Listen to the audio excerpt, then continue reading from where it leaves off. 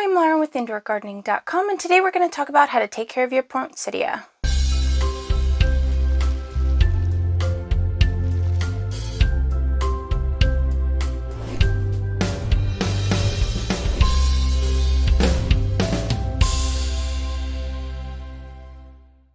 These plants are the most mass-produced plants at the holiday season. They are produced all across the globe, and they are found in the majority of stores. A lot of people buy them just for decoration, but they are the amazing food. You need to try to keep them alive after the holiday season, and you want to grow these plants and realize the potential of these amazing plants. These plants are not just little plants that have bright, colorful foliage that falls off later.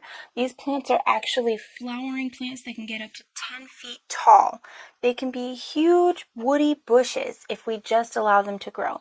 But a lot of times people end up throwing them away after they lose their pretty color. And today we're going to talk about how to keep them alive beyond that. Like with all of our care guides, the very first thing that we need to talk about is, where did this plant come from? This plant was originally discovered in Mexico. It was originally cultivated by the Aztecs, and it was only in 1920s when it was brought to South Carolina that it became a holiday plant and started to be more cultivated, more mass-produced.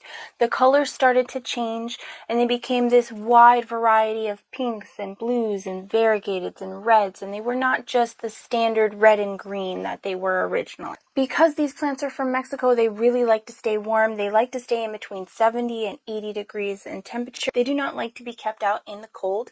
They like to be kept nice and warm. They will drop their flowers when they get cold, so if you want to keep the colors around a lot longer, then you want to keep them as warm as possible. They tend to thrive in places like Florida and the southern states where it stays warm all year round. Up north, it's a little bit more difficult to keep this plant alive. You just have to keep in mind that it really likes a toasty, warm room. Another thing that this plant likes that makes it a little bit tricky is its watering. It's a little bit finicky about the watering. It does not like to dry out completely. It likes to stay slightly moist. But because it is going to grow into a woody bush, if you have it sitting in a puddle, it will rot, unfortunately.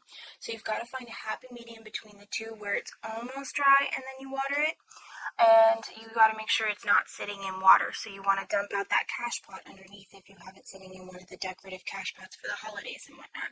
Or if it comes in the foil, then you want to make sure that you're removing that foil as well and putting it in some type of other pot or allowing that nursery pot to drain. Lighting for these plants is actually one of the most simple things about it. It needs as much light as you can possibly give it. As far as indoor homes, especially in northern states, if you're in the UK, if you're in the US, these types of places, definitely make sure that you are giving it as much light as you possibly can. Think of it like a mini tree. It definitely needs a lot of light. Put it directly under a grow light, directly in a window. These places are going to be really, really good for it. If you are concerned about any kind of burning, it's going to show up as little circular round brown spots without a yellow ring.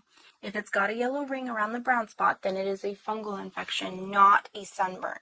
So it's just something to keep in mind there. Speaking of things that can affect this plant, along with some select few fungal diseases, you can get thrips on these plants, you can get spider mites on these plants, and then one of the few pests that doesn't hit all houseplants but definitely can hit poinsettia in particular hard is whiteflies. In particular, the variety of whiteflies that hits sweet potato vines quite a bit. So if you have something to treat your sweet potato vines, then it'll work on your houseplants as well.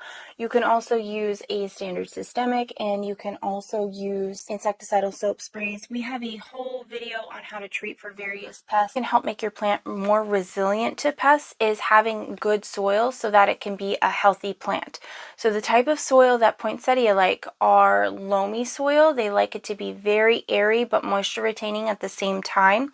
So think 50% perlite, 50% peat. If you can get them in the right soil mix and you can take care of all of their other needs that we have talked about, then you will have a 10-foot high amazing bush eventually, unless you continue to trim it down.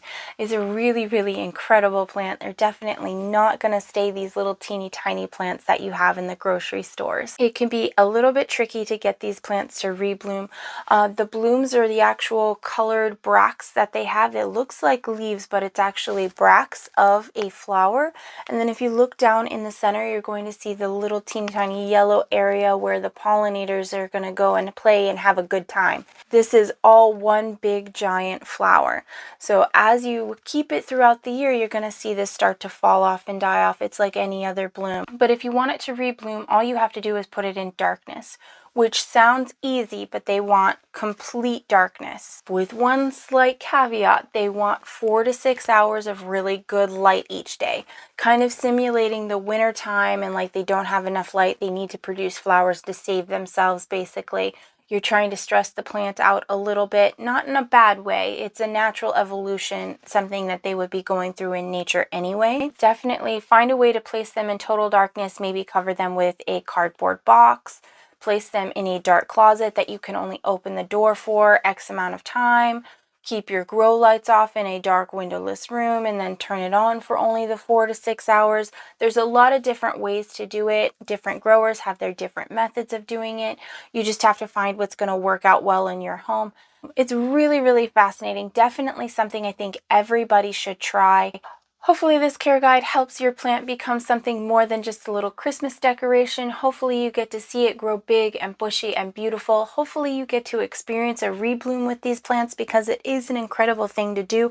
It is very empowering as well to have your plant rebloom for you based on your actions. It is really, really amazing and definitely something everybody should be trying. You can check out indoorgardening.com for more information. We are always happy to help. And thank you so much for watching. We'll see you in the next one. Bye!